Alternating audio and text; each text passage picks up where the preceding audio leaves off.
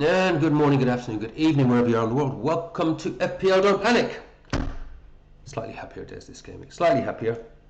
How we achieve a 200k, damn near 200k rank rise with just 49 points, I have no idea. In fact, we're on 3. Yes, so did the wildcard a few weeks ago. Moved into the 4-5-1 4 weeks ago. And somehow, despite my score's been shit, I'm moving in the right direction, and that you can't really ask for more than that. I think the thing I'm most happy about, though, is although the scores haven't been spectacular, and obviously getting that rank rise and starting to move in that right direction to try and crack that top 500k by game week 20 after being down at about 1.2, 1.3 million a few weeks ago. Been nice to be on track for that, but what I'm really pleased about is how good the team is actually looking for game week 23. What's happening with Nunes? Well, apart from Nunes, but other than that, I actually think we're actually looking really good. What's happening with Nunes? We don't know. Apart from Nunes, though, the team is actually looking fairly good. You need a double Arsenal defence. Well, clearly I need a double Arsenal defence. Obviously, Saka's minutes are at risk, and it's just not looking great at all, is it? But other than Nunes and not having a double Arsenal defence, I think what about Palmer's groin? Well, obviously Palmer's groin is a bit of an issue. That goes without saying. But apart from all of that, I mean, we've got. And Foden is shit. Well, Foden is shit. Yes, I'll give you that. I will give you that. Foden is shit, and we will take a look at Foden at a future point. But I mean, actually, the team on the whole is actually looking pretty Saka's deep. minutes are a bit of a risk. Obviously, Saka's minutes are a risk, but he has a bit of a knock. I'm sure he's actually going to be fine. And are you still captaining that Muppet Haaland? Okay, he's had a bit of a loss of form, over the last 6 to 7 game weeks, but I'm sure he's going to actually come good in the long run because that's what Haaland does. What are you going to do about the bench then? The bench is a little bit light, but apart from Nunes and a no double Arsenal defence, Palmer's groin, Foden been shit, Saka's minutes, Haaland been having a complete loss of form, and a non-existent bench, the team's actually looking pretty fucking good for game week 23, I think. Yeah? Really? Say hello, Caroline. Hello. Are you guys all still listening to that fucking lunatic then? You can go now. I've gone now. Right. Yes, I mean, it actually does sum it up perfectly, to be honest with you. In what looks there an absolutely wonderful team with great fixtures all round. There's a lot of problems in there. What I'm going to do with them, I don't know. I honestly don't know. Let's have a little wash up on the game week and then look at it by the proverbial numbers as to where we are. Yeah, Verbruggen, fine.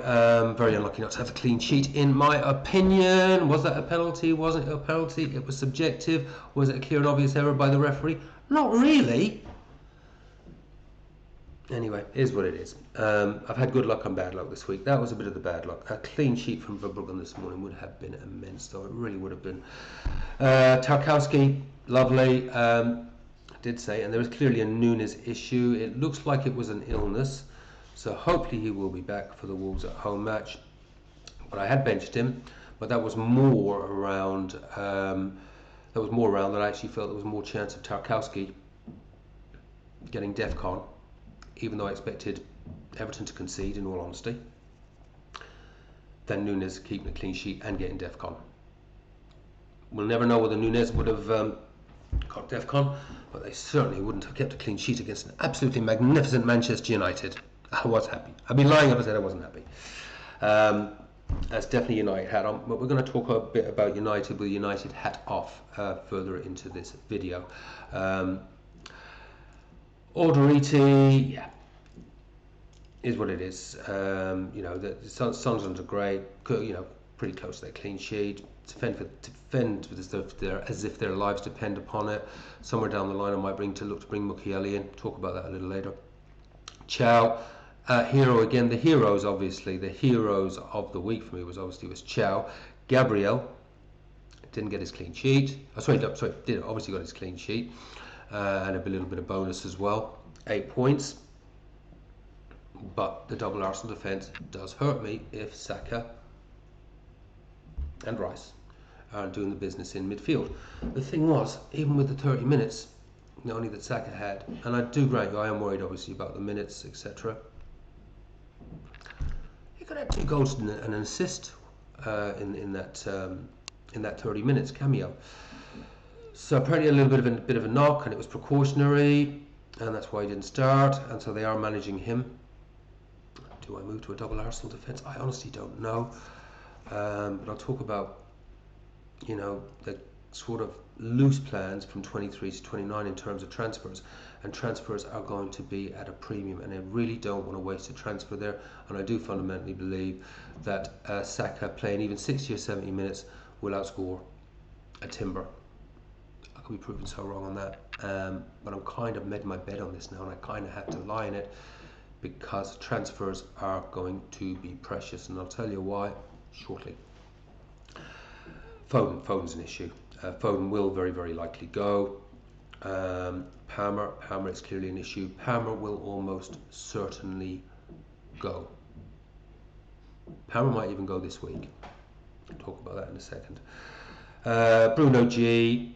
I would have liked to start thinking about moving him out with some of the difficult fixtures coming up, but he can hang in there. Is actually there's some tricky fixtures. I've got City away there as a green. That should probably be a red, or should it? I don't know. City don't look great defensively, do they?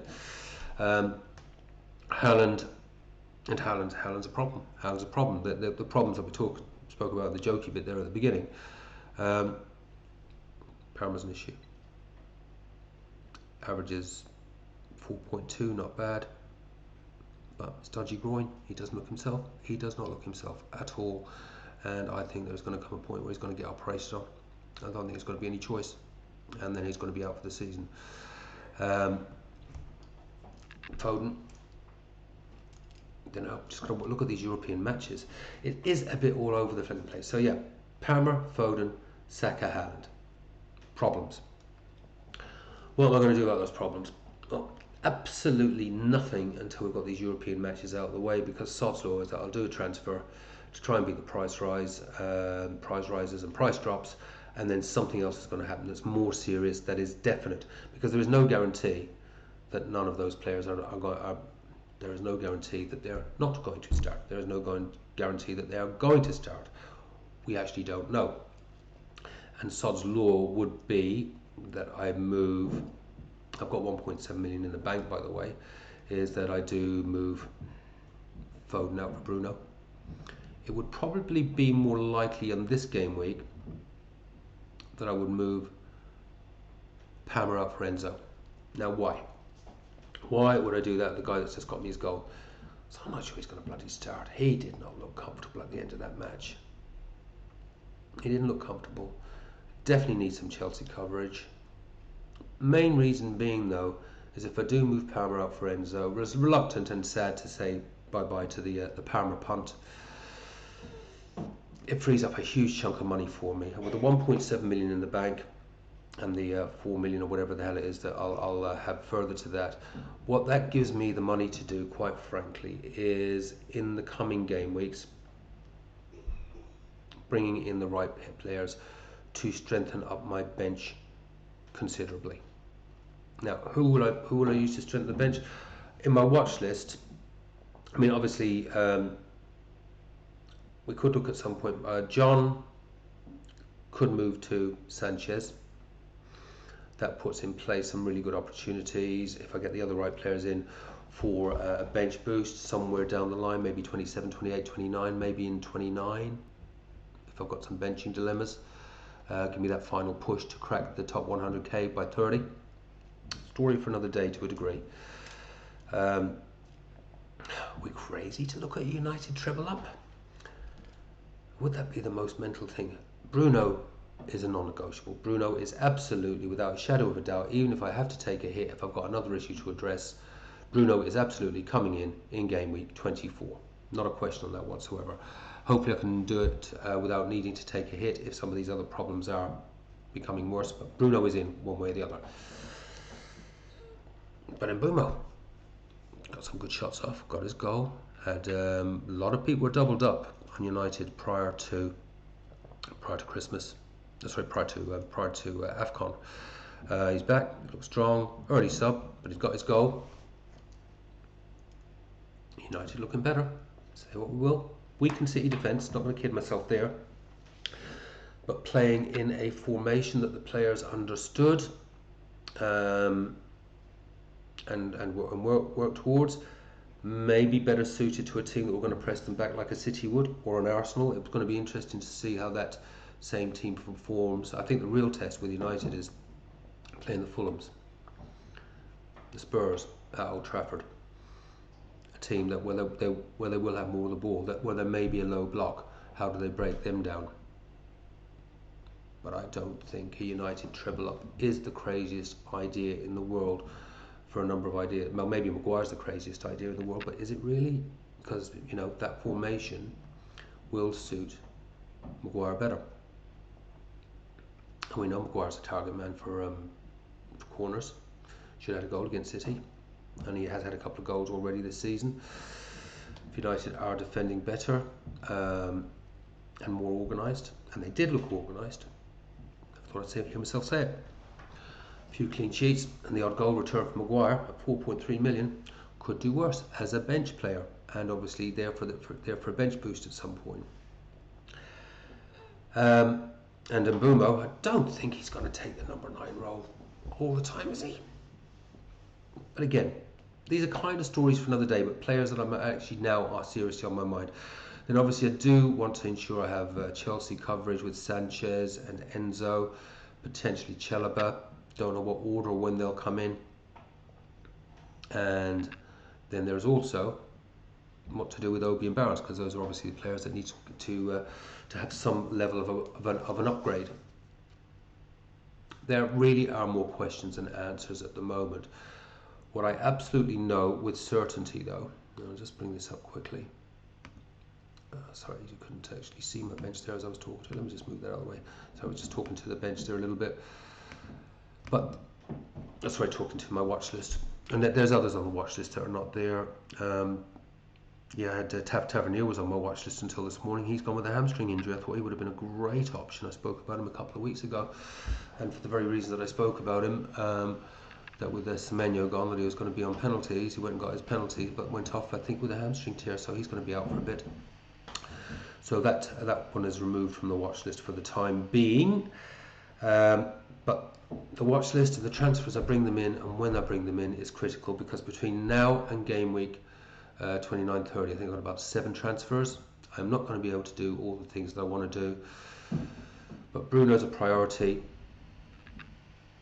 I think taking Palmer out is a priority, but then do I need to move Foden out? Then I need to do 1, 2, 3 transfers to strengthen the bench. There ain't going to be enough transfers to do all the things I want to do. So therefore, got to be really, really careful with what I do and make sure I do need to do them. There, too many do's. And the reason for that is this bit of chaos that we've got coming. I don't know if this is definitive. This is the best I can make out of it at the moment. I know we've got the double coming in, probably coming in 26, but I think that's pretty easy to prepare for. Most of us are going to be doubled or trebled up on Arsenal. That may make an easy decision, maybe to strengthen one of the bench spots to Mane, to get a double game out of a striker. I don't think I'll be going too far with Wolves. Mane would be the one of most interest, I think. And it's post 31 where the chaos is going to strike. And I think the transfers that I bring in for the bench and other areas where I change in the team going forward is trying to assess, when we hit, one of the smaller blanks, can I get through that? Maybe play with 10 if I actually get away with benching my 3 Arsenal players. And I've got reasonable options to come in off the bench. Excuse me. But you can see that, you can read it for yourselves, guys.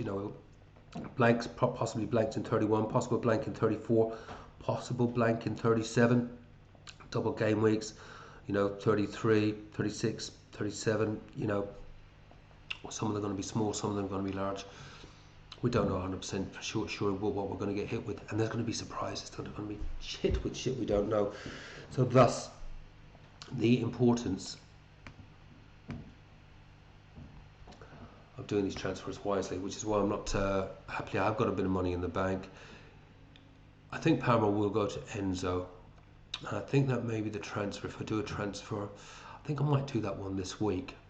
One, because of the risk on Palmer, and two, because it's just going to give me then that big chunk of money that I can go, depending on how each game week goes, I can target, yeah, I'm going to upgrade the bench this week. No, Foden's got to go. Whatever. I honestly don't know. Honestly don't know. There may be a hit or two needed down the line here somewhere. I'm going to try and avoid them. I'm going to see what comes out of these European matches. I think that's going to drive some decisions. What comes out of the pressers and the European matches. If there's any further tales of woe, which seems to hit me every week. There seems to be one thing after another, doesn't there? But I mean, I think the main thing is, that apart from, not wondering what the hell's going on with Nunes, no double Arsenal defence, Palmer's groin, Foden been shit, Saka's minutes, Haaland's lack of form, and not having any bench whatsoever, the team does look pretty damn good for this week, doesn't it? Take care, have fun, play your own game, don't panic. Back in a few days' time with Bishop Brennan Cup, any transfers made. We'll wait for these European matches to get out of the way, and we'll see what will be.